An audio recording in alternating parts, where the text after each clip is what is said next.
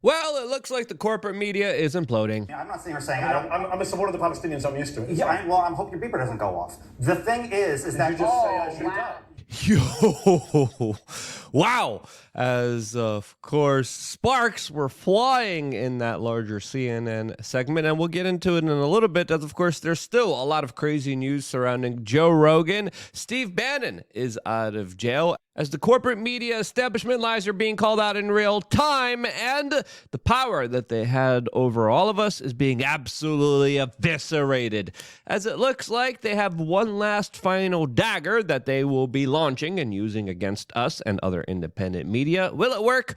Well, that's what we're going to be discussing here during this independent media broadcast. As the latest psyop engulfing all of America is the clutching of the pearls by people who can't handle jokes and edgy humor. As there has been a concerted effort by the corporate media to try to take down Donald Trump and make him responsible for a comedian that made a joke about Puerto Rico and Puerto Rico having a lot of trash on its island, which it wasn't just me that found funny. It was also Jon Stewart that called out this orchestrated fake outrage. Raise the alarms. The opening act, grabbing headlines for all the wrong reasons. A comedian who offered unfunny, racist, cringeworthy jokes. Basically calling Puerto Ricans trash. The most repulsive racial jokes about Latinos. Disgusting and hateful. So incredibly crude. Frankly, just too X-rated to play here. Extremely vile so-called jokes.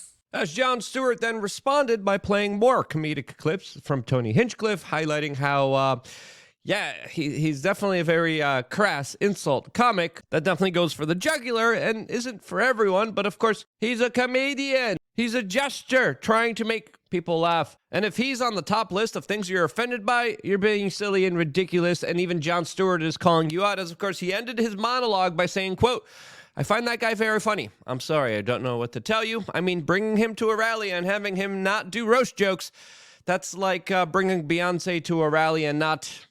End of segment. As that's exactly what Kamala Harris did, as a lot of people and her supporters were really pissed off at her, as they were expecting a Beyonce concert and got a 2-minute speech. As things are not going well for the establishment, as USA Today just joined the Washington Post and the LA Times that have declined to endorse the Democratic presidential candidate like they usually do.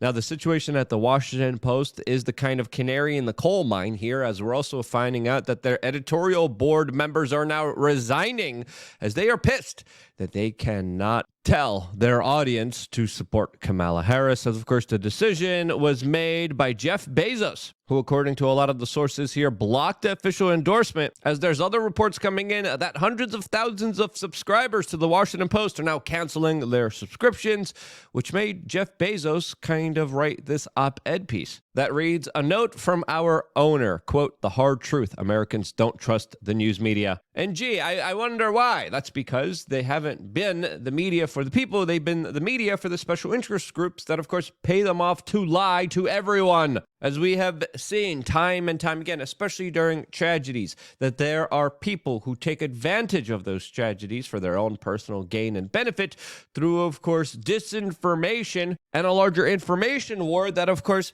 takes away informed consent, takes away discernment, takes away critical thinking away from the American public and feeds them absolute bullcrap and lies. And we have been filled with so much bullcrap and lies that the American people have had enough, and we're sick of it. And even Jeff Bezos is admitting the quiet part out loud, as he is now pledging to hire more conservatives and to actually try to offer up a larger kind of balanced view and perspective on the news. As my response to that is, it's a little bit too late there, buddy. You guys had your chance. You guys tried to take advantage of every weak situation the general public was in. And I don't think there's anything getting us back from the many lies that you have told us. As of course, that's not the only implosion we are seeing within the corporate media, as there was a very tumultuous CNN segment recently where one anchor called another anchor a German from the 1930s. They responded by implying that that person was a terrorist, and then just absolute bedlam and, of course, outcry and hurt feelings ensued from all of this. And you could just see how a lot of this is performative. A lot of this kind of media narrative is collapsing right in front of everyone. And seeing segments like this really does highlight how a lot of people have just absolutely lost the plot here. Words and call you something. You're saying it for yourself. And what you just said Kamala right Harris here, is a pimp. apologize, but I will tell you, I don't accept that apology, and you didn't even say it That's to fine. me. I didn't say it that to was you. disgusting. But I can be offended when you don't even say it to me. I'm not Puerto Rican, but I was offended by what he said yesterday. And I'm offended that the former president and potentially future president would allow it and go for 12 hours and not say, I don't care. Because you know what? When Kamala Harris put out statements about switching of opinions, Yeah, as a lot of this fake outrage is just absolutely insincere and just kind of high-level manipulation that is not really working on a lot of the people that are paying attention to actually what's going on here. As, of course, now the American people have a choice. Do they want to listen to that screeching nonsense and insanity? Or do they want to listen to Joe Rogan? And overwhelmingly, the stats, the numbers, the ratings are coming in, and people want to listen to Joe Rogan. People want to listen to someone that doesn't just emotionally, hyperbolically scream and cry every chance and moment that they get.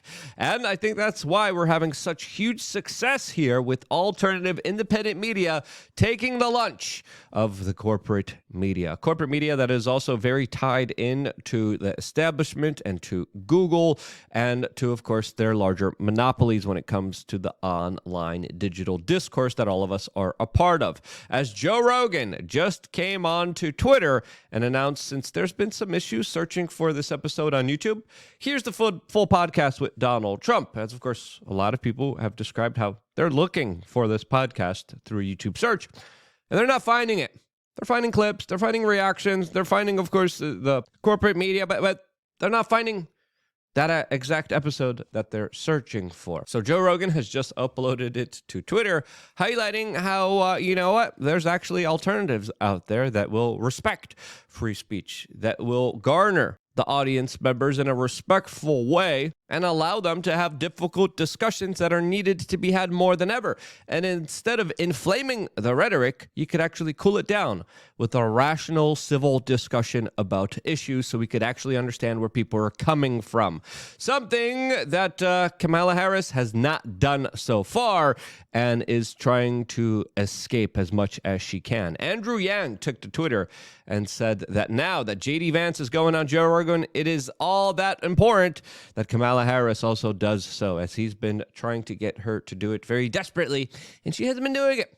As, of course, you could can a 1 hour interview. You could still kind of fake it, but faking a 3 hour long interview is something that's very difficult for a lot of professional liars and script readers to do, as actors could only act for as long as their will allows them to. And let's be fair here, Kamala Harris has a long history of cracking under pressure. As Joe Rogan announced also on Twitter, also for the record, the Harris campaign has not passed on doing the podcast. They offered a date for Tuesday, but I would have had to travel to her, and they only wanted to do an hour. I strongly feel the best way to do this is in the studio in Austin. My sincere wish is to just have a nice conversation and get to know her as a human being.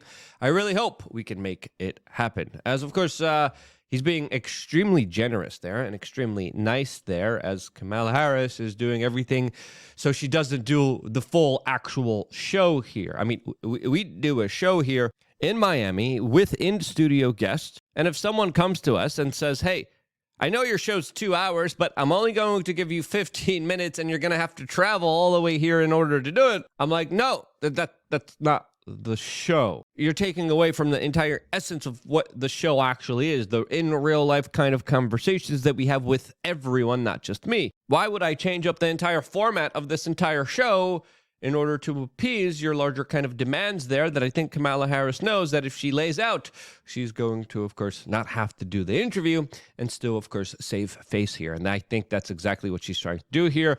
As Charlie Kirk responded to all of this by saying, America deserves a 3-hour conversation with Kamala and Joe Rogan unscripted. Hope it happens. Stop trying to dictate the terms. You have a format. It works. She should stop trying to change it, just like America. As Elon Musk responded that I would definitely watch the podcast hour 2 would be, quote, emoji melty face. Dylan Danish responded by saying the batteries in her earpiece only last an hour, as it's fair to say that Trump did it on Joe Rogan's terms. He flew to him, he did it in studio, and he did it for 3 hours. A 3-hour long conversation about a plethora of all certain issues. And now you're telling me you're not going to do the same? You're going to look absolutely pathetic. You're going to look weak. You're going to look like you're weaseling your way out of it. And that's exactly what is happening here, as now J.D. Vance is going to be sitting down with Joe Rogan this week after Kamala Harris is snubbing Joe Rogan. And that's exactly what's going on here, no matter how pleasant Joe Rogan is trying to be, as this longer 3-hour J.D. Vance interview is going to be another major bombshell story that the corporate media won't be able to dictate and control. As, of course, they play you highly edited small snippets and clips on their broadcasts. But, of course, a 3-hour, unfiltered, raw conversation is something that has now entered the larger kind of political social discourse that there's no going back from. And this kind of true form of transparency, of conversation styles that encompass this larger unpredictability of a conversation going in either way or direction that could ebb and flow in all sorts of different, unique, organic, and natural ways. It's a beautiful thing to see. And it's something that, of course, we strive to do here on thebestpoliticalshow.com. As, of course, during our live shows, we have a lot of fun. We get into the issues, we get into the weeds, and we have really fun conversations that are really absolutely incredible. Conversations that you guys get to take part in, as, of course, members of LukeUnfiltered.com get the ability to call in to our show. We had a great caller yesterday. We had a great segment that really went kind of off the rails in all the perfect ways. As, of course, we had a caller call in and ask a great question. You could be that caller later on today. As, of course, we're going to have Kobe Covington in studio, 6 p.m. Eastern here on this particular YouTube channel. Tomorrow, 6 p.m. Eastern, we're going to have Viva Frey on. And we have a lot of really incredible people coming here in studio, being a part of the larger conversations, which you get to be a part of just by simply signing up to LukeUnfiltered.com. When you do that, you get access also to a Telegram channel, as well as a lot of really cool things. 3 masterclasses, seed oil cards, crap list of items you should be avoiding at the supermarket, 3+ exclusive videos just for members and no one else, only available for people on LukeUnfiltered.com. But then you go to that Telegram channel when we're live. I'm in that Telegram channel when I'm doing my live podcast show. And then, of course, you guys tell me you want to call in. You do call in. And then, of course, we have a truly unfiltered conversation, which is really fun and awesome to have. You could be that conversation starter. You could highlight your ideas, your projects, whatever you're working on, just by simply signing up to LukeUnfiltered.com and joining the conversation and joining this independent media revolution that truly is changing the game and absolutely eviscerating the corporate media and their control narratives. Now, to add insult to injury to the corporate media, we also have news today that Steve Bannon is being released from prison after a 4-month sentence that many people believed was absolutely set up in a way because of larger political pressures at the DOJ and other governments that, of course, have been weaponized against the political opponents of this current regime. With Steve Bannon being released here, he now highlights another martyr of the system that has come from jail, come from prosecution, and is speaking out against the larger insanity in our country. As Rachel Maddow just wheeled out Victoria Nuland, a bloodthirsty neoconservative absolute war hawk, as described by many anti-war activists, that is now declaring that Russia is interfering in the 2024 elections. Again, where's the proof? Where's the evidence here? None of it, just hearsay, conjecture, and rumors based off anonymous sources that, of course, were wrong the first time when they tried to spread this lie all the way back in 2016. And with the corporate media spreading more and more lies out there, the less likely they are of ever gaining back any form of legitimacy. Whoopi Goldberg having absolute meltdowns, going off and specifically talking about how now Donald Trump will break up interracial marriages, deport non-white people, has no basis in reality, is absolutely unhinged. It's absolutely crazy? Here's the segment which highlights their kind of derailment from reality. He's talking about you. It's us. He's not going to, say, oh, you're with a white guy. I'm going to keep you from being deported. No, he's going to deport you and put the white guy with someone else. The man is out there. He's also Yeah, if there's anyone out there, it's you. You're literally making demented claims with no proof or evidence. You're literally jumping to the worst possible conclusion based off no factual evidence at all.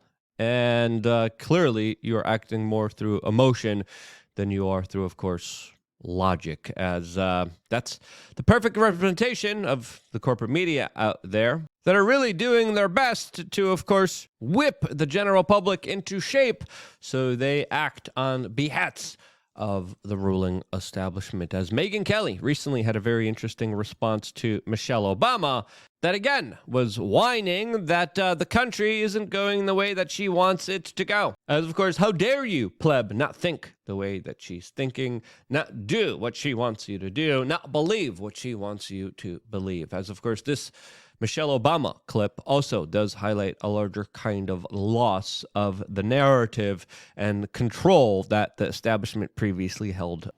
I got to ask myself, well, why on earth is this race even close? I lay awake at night wondering what in the world is going on. And it's clear to me that the question isn't whether Kamala is ready for this moment, because by every measure, she has demonstrated that she's ready. The real question is, as a country, are we ready for this moment? As Megyn Kelly responded to this by saying the Dems kept the Obamas in reserve until now, and their plan now that they're out there appears to be shame people planning to vote in their own self-interest rather than support the life choices of these yacht-loving, celeb-grooming, bored multi-millionaires. As she retweeted Brian Stetler, who just blocked me on social media after I ridiculed his love of the WNBA. And again, propaganda is being called out in real time. It is no longer working. And there's larger ideas out there of cutting federal government budgets and spending and taxes that are getting to the minds of the American public as an idea's time has come, and there's nothing that is going to be able to stop it, no matter how much the corporate media and the ruling establishment cries, moans, as we are seeing the media apocalypse right in front of our eyes. And it is absolutely beautiful to see. As the corporate media has one last final dagger in their kind of tool set that they're going to be using against independent media, and that is them, once again, trying to demonetize and destroy our careers unfairly through, of course, social media censorship. As, of course, the corporate media, all these individuals that we just highlighted, they're literally lying through their teeth. They're telling you things that are absolutely not true. But we're the problem. We need to be fact-checked. We need to be deplatformed. We need to be deleted from all these social media platforms. No, we're the ones providing a counterbalance perspective to your lies. You lied in 2021. You lied about the war in Iraq. You lied about the events in 2001 in New York City. You lied about every single major tragic event that has unfolded here on American soil for the personal gain and benefit for the puppeteers that, of course, pull your strings. And we have had enough. There's no going back to your corporate media slop, no matter how desperate you become, as Tucker Carlson, Tim Pool, Benny Johnson, and others are now reporting of the New York Times specifically asking them for an interview that essentially signals larger threats against them, as there's going to be another major effort to deplatform and deboost and demonetize social media content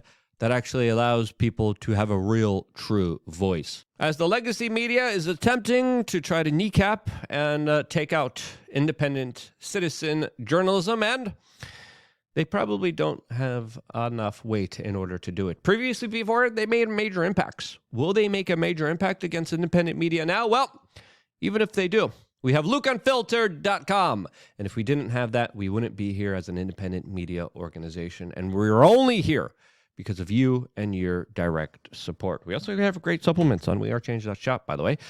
Check that out, as well as all the other social media platforms that we are on. As, of course, they get rid of us here, we'll be on another platform. More importantly, we'll be on lukeunfiltered.com. Also, when you go to wearechange.org, you can sign up on our email list. And truly, we're living in very crazy times. I mean, anything could happen. They could rig and pretend and false flag and engineer a lot of really crazy stuff, which they probably will do.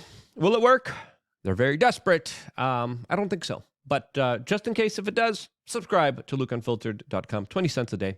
And it keeps independent media growing and expanding. And we're soon going to be raising funds for a camera guy to actually do more kind of on the street, on the ground reporting.